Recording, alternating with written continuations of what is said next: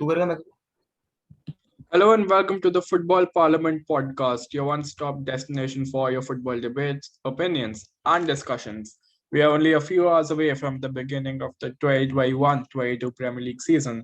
We are completely excited for this season of the Premier League. Both of us here are Chelsea fans, grimming at the arrival of Romelu Lukaku, hoping for our first Premier League title since 2016-17.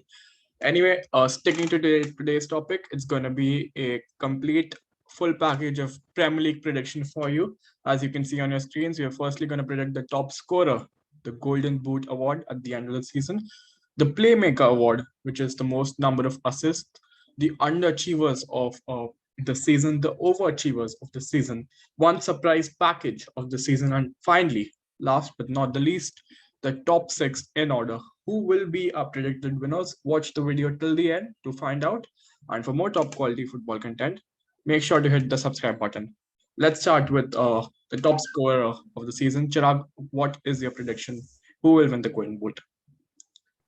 it really depends on the transfers that will take place again. Like not just Romelu Lukaku, it's a done deal now, but about Harry Kane. If he moves to Man City, I can see him winning another Golden Boot. But don't know. Like, should I trust Romelu Lukaku in his first season to win the Golden Boot? Then you have Mo Salah who will be perfect.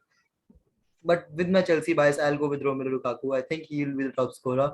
And this prediction helped me in the Euros as well. So maybe this will help me again. All right, then Chirag is gone for Romelu Lukaku and has convinced as I am that Romelu Lukaku will have a phenomenal season because I don't think he'll take all those time to adjust in the Premier League and all. He's already prime proven.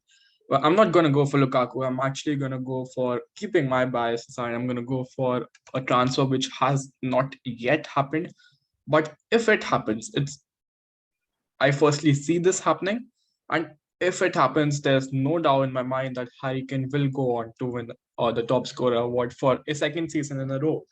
I mean, if Harry Kane can win this award with the kind of team that he had at Tottenham, I see no reason why he cannot with the likes of Kevin De Bruyne, Jack Grealish, Riyad Mahrez, Phil Foden, all serving as providers to him.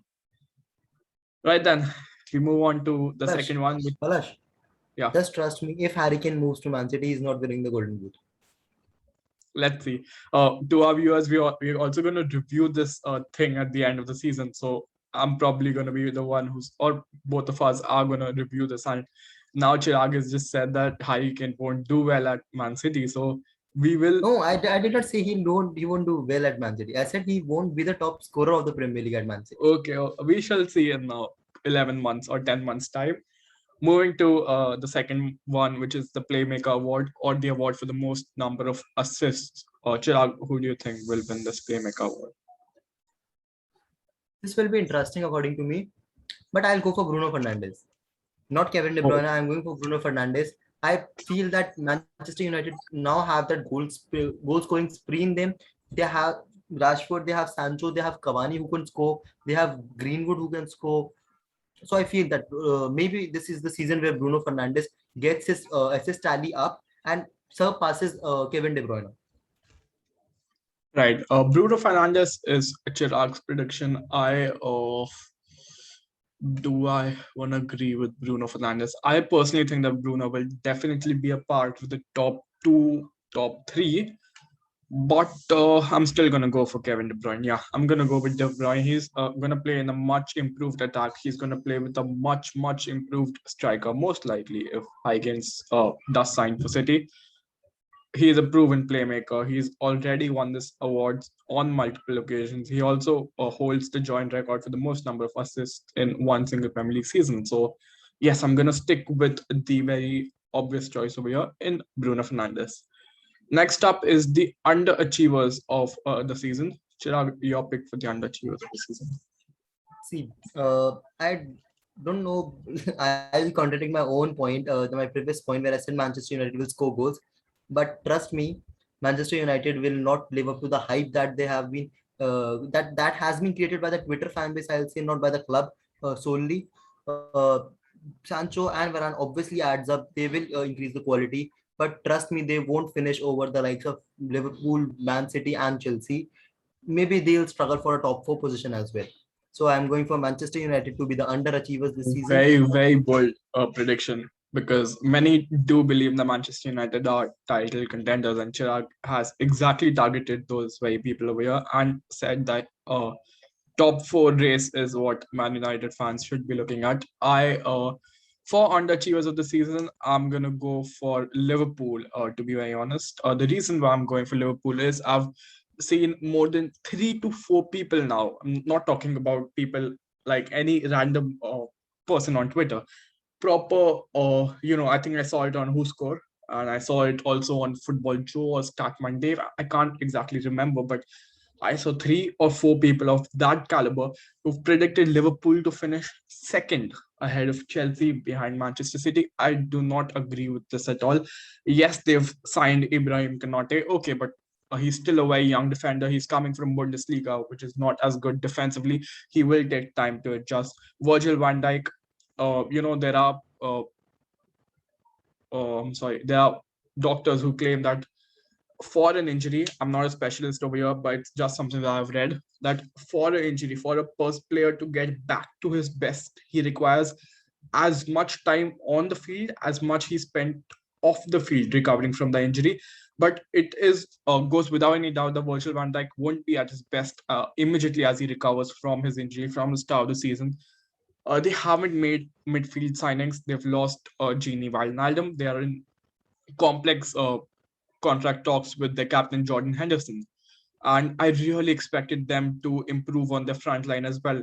Sadio Mane, Mo Salah, we know that they are world-class players, but they, especially Mane and Firmino, they weren't world-class last season. They definitely weren't. I personally felt they either needed a world-class centre forward or they needed to mix some things up to find the winning formula, which they clearly lacked in the most part of last season. So I personally feel it'll be a top four race, fourth or fifth for Liverpool, and that might be an underachievement according to what people are rating. Moving on to the overachievers of the season, Chirag, your pick for overachievers. See, last time no one predicted a West Ham to do something. And to be Yeah, honest, I am not predicting any other team to go at that level to compete for the top four, because the top four, or rather the top six teams that I have in mind, are right now at a very higher level that they won't even let any other team get into their way. So I think, yeah, overachievers according to me will be Crystal Palace. I have seen people putting them in 18th, in 17th position, making them relegation favorites. They are not trusting Patrick Vieira. Trust me, he'll be a very. I don't know if Patrick Vieira will be a good manager or not, but I'll say that team will be very good with the signings they have made. It is a very thoughtful process by the club that they have, the players they have brought in. They have transitioned from a state of oldies to a transition of youngies. I'll say, if these are obviously words in the dictionary, but definitely, I see Crystal Palace finishing in near the 10th, 11th position and maybe upsetting a lot of teams in between the course. right then. Crystal Palace, that's a good enough shout. For my overachievers of the season, this is going to be the most controversial pick over here. This is going to be very, very controversial. And I can see Chirag laughing at me in 10 seconds from now because for overachievers of the season, I'm going to go for Arsenal FC because I feel that they're going to overachieve this Premier League season.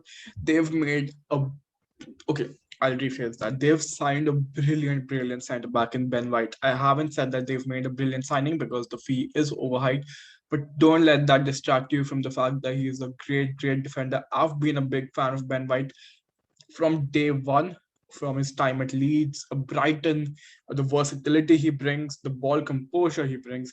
They've made some more good looking signings in Lokonga. They've got the new right back as well. They're looking to offload Hector Bellerin, I'm sorry, left back, and Pierre-Emerick Aubameyang, who was a vital part of Arsenal setup before last year. I think he's going to find his form back. One more person that I'm going to be putting my money on to have a comeback this season is going to be Nicolas Pepe because I've always believed in Pepe. No, he is a player who's been over criticized because of the 72 million price tag, something which has got nothing to do with the player. He's actually a very talented player, and I think that this is going to be his make and break season. So with all of And these just things, Palash, we are yeah. recording 6 hours before the start of the Premier League, and that is Oh an yeah, Arsenal game. Yeah. I just hope that does not that at least it will last more than 6 hours. No, no. But to be honest, I did not give a reaction, a funny reaction, because I feel without the European competition, Arsenal are Yeah. in no European competition. They have time to train players. They won't be in a stage of fatigue. And I feel the likes of Nicolas Pepe, Bukayo Saka, because no one is mentioning him. And also, I've heard that they are going all out for Odegaard now. So maybe Yeah. I feel that this might be the season that Arsenal finally gets that European place. Not the top four exactly, but definitely a top six, I will say. Right. Next up is the surprise of the season. Chirag, what is your surprise package? Not necessarily a team, not necessarily a particular player, but anything that people would be surprised to know right now. I know. I'll just ask you first of all. What were your surprise and a Euros prediction? Uh, I think my surprise of the season in Euro prediction was that I'll see the best of Eden Hazard return. Yeah, that was my Euro prediction surprise. No, I went for a completely new, and I was like thrashed by my fans after they saw the video. Not my fans, rather my friends. We do not have people liking as of now, but because I said that Portugal will struggle, and you know Oh, the truth, what happened. yeah, yeah, Yeah. yeah. So this adds up some pressure on me with this particular point. Surprise of the season. Uh, After January or maybe around January, you will see a top six team manager being sacked. Is this exactly a surprise? Because, it happens every other season. It's not such a big thing in modern game. Oh, Okay. there was So Jose if you Mourinho really there. want something, Yeah. more than one manager of the top six team will be sacked. That does not All happen right. always. Yeah, that's true.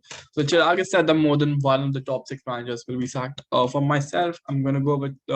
I've already made one statement, which to many people would be a surprise, is that I see Nicolas Pepe doing very, very well this season. That is one statement. For another something for surprise of the season. Yeah, I think I'm gonna go with all the three newly promoted teams are gonna get relegated. Yeah, I really think that all the three newly promoted teams, they aren't Premier League level, especially with Watford and which was Norwich. No, Watford and Norwich, I Yeah. definitely don't think they are Premier League level. They've got Premier League level squads. Brentford are a tad bit better than them, but still I have got major doubts with them as well. So yes, my surprise of the season would be that all the three newly promoted teams will get relegated. Something that you don't see every season. Before the top six, I'll just start a very small question that we haven't mentioned over here, but it's actually a good point worth noting. Chirag, what would your prediction be for young player of the season? Young player of the season, considering the criteria that Premier League has, that under Yeah, 21 age criteria. 23 or under is what Sorry, Premier sorry, League sorry. Yeah, under, suggests. Yeah. under 23 category. Okay. Premier League is right now a hub for young players. To name a few, we've got Phil Exactly. Foden, Mason Mount, Kai Havertz, not to forget Jadon Sancho. So No. Apart from all this, I'll go. I don't know if you will say this as a Chelsea bias, but Billy Gilmore will establish himself as one of the best central midfielders in the Premier League. He is now going to play every week, every game week. Although Norwich might not be the best team in the Premier in the league, as you said, but definitely I feel Billy Gilmore will be an ache to the opposition managers whenever they face Burnley. Oh, whenever they face Norwich. Sorry. right, Billy Gilmore. I think that's quite a bold prediction because Norwich aren't a team that's going to surprise many people. I really doubt that. But let's see on an individual level how well does Gilmore do. For my young player of the season, I'm again going to go for a very, very controversial, very, very differential pick because I'm actually not going to go for the Mounts, the Fordens, the Howards, the Sanchos. I'm going to go for Emil Smith Rowe. Yes, I'm really going to go for Emil Smith Rowe because I've Yeah. been really impressed by that lad since the At, time he's at come in. Arsenal or at Aston Villa? No, but he's staying at Arsenal. I think that's confirmed now. So yeah, I think Emil Smith Rowe is going to be my pick for young player of the season. Finally, last not the least, top six. Chirag, your uh, two teams that'll just miss out on the Champions League spots, which is sixth and fifth.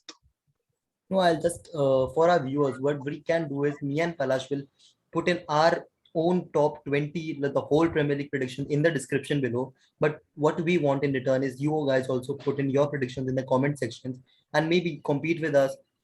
Let's see who's the better one. Yeah. So, but Right then. sticking The to the video, the top six. Why don't we go one by one with each position, starting with the sixth position? right. Start with the sixth one then. Um, uh, Sixth will be Arsenal. Sixth will be Tottenham. Okay. Fifth will be Leicester. Fifth will be Arsenal. Okay. The surprise was Arsenal in the top four, and you are going for Arsenal fifth. No, I didn't say they'd be in the top five. I just said they'd be surprised because many people predict them Okay. not to finish in the top six. Yeah. You're fourth. Fourth, it might be controversial to many other fans, but Manchester United will go fourth. I'm gonna go for Liverpool as my fourth. I'll go for third to be Liverpool. Okay. For third, I'll go for. I'll, It has I'll to go be for. Manchester United. I'll go for Chelsea as my third team. Okay, guys, this was the video from us. A Chelsea snake always recording with us. I also don't know why. I'm still sticking to this guy. So now moving ahead, second will be rather the champions of the Premier League, according Second, to me. second, you have it. Obviously, it will be left with one team only, right? The Acha, champions of Premier League, according to me, will be Chelsea, followed by Manchester City as a close competition. And I'm not being a snake. Call it a bias or call it everything. I'll still trust my team. I'm gonna go for Manchester City to be champions with Manchester United coming second. It's gonna be a three-way horse race, with Chelsea doing. But I really see Chelsea I struggling during don't know this. about a horse race or not. I know a snake. I really see Chelsea struggling during this December, January kind of period. That's always the time we don't do really well. That's also the time our first choice keeper, Edward Mendy, would be away for the African Cup of Nations. And I've just got this We have feeling that, Kepa. He was as the the Super shut up, Cup. man. We'll also have the extra added games of the Club World Cup, and that's a time. I'm not saying Chelsea will finish points 10 to 15 points off the top. It'll be close, but I do think Manchester City and Man United will go. But I'm not saying Chelsea will go trophyless. They will win the FA Cup and probably a Champions League finals. We'll see. We'll see. Oh. We'll keep that. We'll keep that for another video. Today's video, that was the discussion. You've heard our predictions. Make sure to comment your predictions on the same parameters down below in the comments. And for more top quality football content, keep listening to the Football Parliament podcast. Thank you.